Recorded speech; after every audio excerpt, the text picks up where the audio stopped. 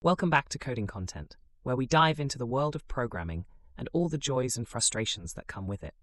Today, we're tackling a topic near and dear to every coder's heart: debugging, or as I like to call it, why your code hates you sometimes.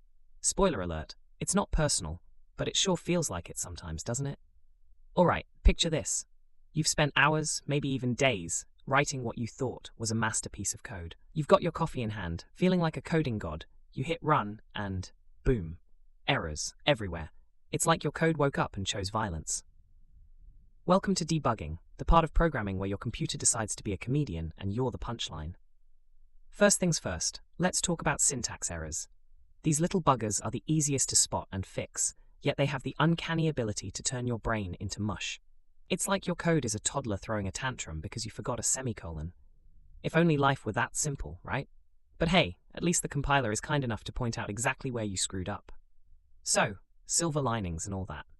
Next up, logic errors. These are the sneaky ones. They hide in your code like a ninja, waiting to strike when you least expect it.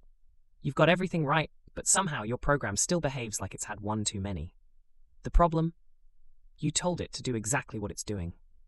It's like ordering a pizza and being surprised when the delivery guy shows up with, well, a pizza. And then we have runtime errors. These are the dramatic divas of the programming world. Everything seems fine until you actually try to run your code, and then it decides to crash harder than a college student after finals. The worst part is, there's no friendly compiler message telling you where it all went wrong. You're on your own. Buddy, so how do we deal with these temperamental issues? Debugging is an art form, really. It requires patience, logic, and often a strong cup of coffee. Or, a gallon. Let's start with the basics. Print statements. Oh, the humble print statement. It's like the duct tape of debugging. When in doubt, print it out. But don't go overboard and turn your console into a Jackson Pollock painting of debugging messages.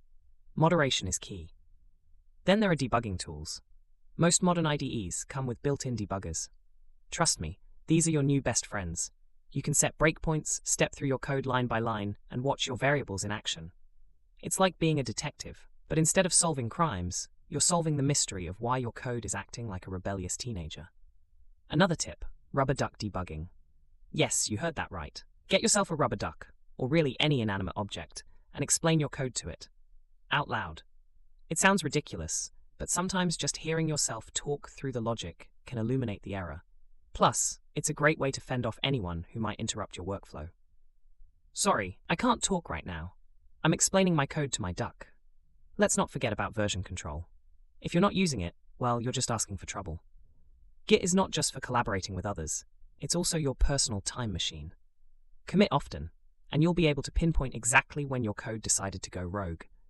And if all else fails, you can always revert to a previous version and pretend that whole debugging nightmare never happened. Finally, remember that every bug is a learning opportunity. Sure, it's frustrating when your code won't cooperate, but every fix is a step towards becoming a better programmer. Think of it as character building. After all, what's a hero's journey without a few dragons to slay, right? So, next time your code decides to wage war, don't despair. Grab your coffee, your rubber duck, and tackle those bugs head on. Because at the end of the day, debugging is just another part of the adventure. And who doesn't love a good adventure? Thanks for tuning in to Coding Content. Keep coding, keep failing, and keep debugging. Until next time.